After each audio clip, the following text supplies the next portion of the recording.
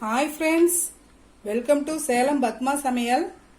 இன்னைக்கு நம்ம என்ன பார்க்க போறோம்னா கொஞ்சம் டேஸ்டான மாங்காய் சாதம். அது பார்த்தீங்கன்னா எல்லாத்துக்குமே பிடிக்கும். அதுதான் பார்க்க போறோம். வாங்க போய் பார்க்கலாம்.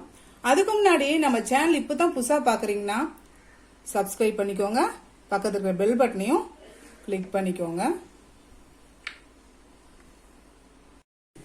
பாருங்க, நான் வந்து சாதம் இந்த மாதிரி வடிச்சு இந்த மாதிரி ஆற வச்சு வச்சிருக்கேன். இது வந்து பார்த்தீங்கன்னா ஒரு 200 கிராம் இருக்கு அரிசி. உங்கள் அரிசிக்கு எவ்வளோ தண்ணி வைக்குவேன் அந்த மாதிரி வச்சு இந்த மாதிரி உதிரி உதிரியாக ரெடி பண்ணி வச்சுக்கோங்க. இதுக்கு பாருங்க, நான் வந்து கிளிமூக்கு மாங்காய் எடுத்திருக்கேன். இது வந்து நம்ம தோல் சீவி ரெடி பண்ணிக்கலாம்.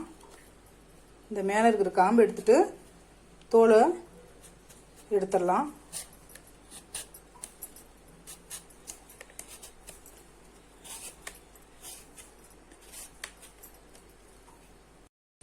இப்போ பாருங்க, தோல் சீவி வச்சு இப்போ இந்த மாதிரி கேரட் துருவி வச்சு நம்ம இந்த மாங்காயை துருவி எடுத்துக்கலாம்.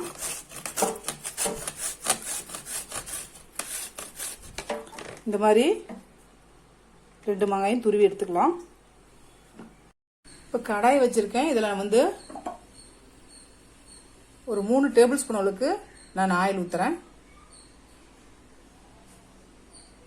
இப்போ இதில் நான் 1/2 டீஸ்பூன் அளவுக்கு கடுகு போடுறேன். கடுகு பொரிஞ்சிச்சு. நான் ஒரு 3 டேபிள் ஸ்பூன் அளவுக்கு பச்சை வேர்க்கடலை வச்சிருக்கேன். அதை போட்டுடலாம். இது கொஞ்சம் நல்லா வறுத்துக்கலாம். ஃப்ளேம் மீடியமா வச்சு நல்லா வறுத்து எடுத்துக்கலாம்.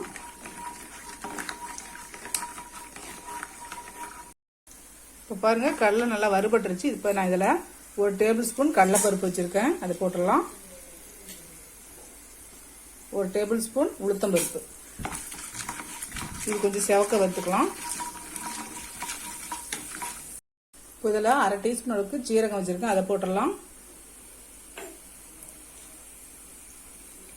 4 காஞ்ச மிளகாய் வச்சிருக்கேன். அதை போட்டுடலாம்.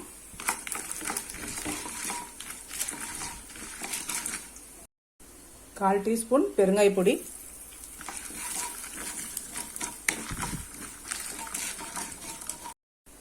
3 பச்சை மிளகாய் கட் பண்ணி வச்சிருக்கேன். அதை போட்டுடலாம்.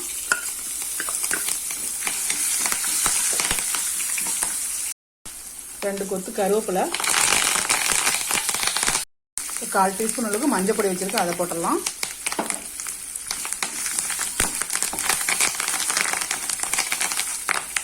இப்போ நம்ம துருவின இந்த மாங்காயை போட்டுடலாம். இது கொஞ்சம் காரம் கொஞ்சம் தூக்கலா போட்டால் நல்லா இருக்கும். ஏன்னா வந்து புளிப்பா இருக்கும் இல்லைங்களா மாங்காய், அதனால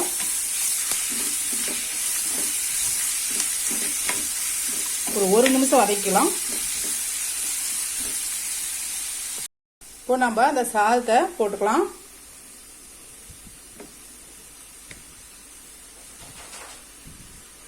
சாதம் எல்லாம் போட வேணா, கொஞ்சம் நிறுத்திக்கோங்க. பார்த்துட்டு அப்புறம் சேர்த்துக்கலாம். இப்போதுக்கு தேவையான அளவுக்கு உப்பு போட்டுடலாம். இப்போ இதை நல்லா மிக்ஸ் பண்ணி விட்டுடலாம்.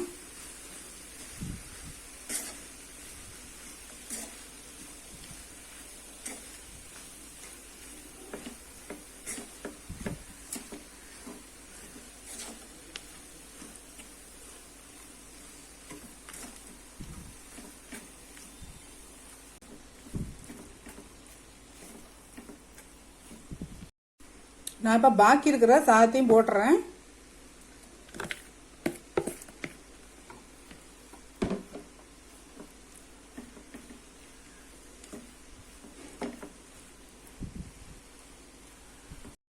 அவ்வளோதாங்க, நம்ம மாங்காய் சாதம் ரெடிங்க. இது ஏதோ வந்து நம்ம உருளைக்கிழங்கு ஃப்ரை அந்த மாதிரி எதை வச்சு சாப்பிடும்போது சூப்பர் டேஸ்ட்டாக இருக்கும். நீங்களும் ட்ரை பண்ணி பாருங்கள். இந்த வீடியோ உங்களுக்கு பிடிச்சிருந்தாக்கா லைக் பண்ணுங்கள், ஷேர் பண்ணுங்கள், கமெண்ட் பண்ணுங்கள்.